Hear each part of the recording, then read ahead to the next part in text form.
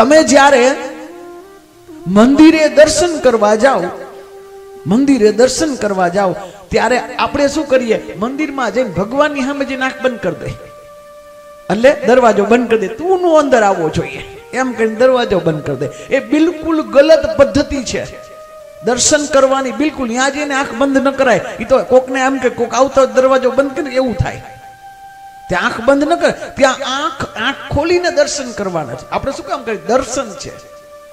અને અત્યારે દર્શન માટે ઓછા જાય, પ્રદર્શન કરવા જાજુ જાય છે. ભક્તિનું પ્રદર્શન કરતા હોય.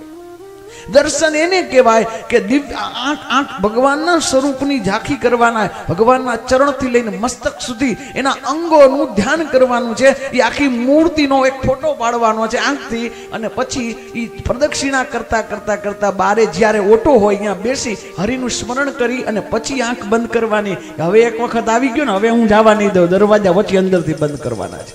મંદિરે આ રીતે જવાનું હોય. આપણે ઊંધું કરીએ, ત્યાં જઈને મૂર્તિ પાસે જઈને આંખ બંધ કરી દે. આમ આંખ ખોલવાની છે, ત્યાં આંખ ખુલ્લી રાખીને દર્શન કરવાના.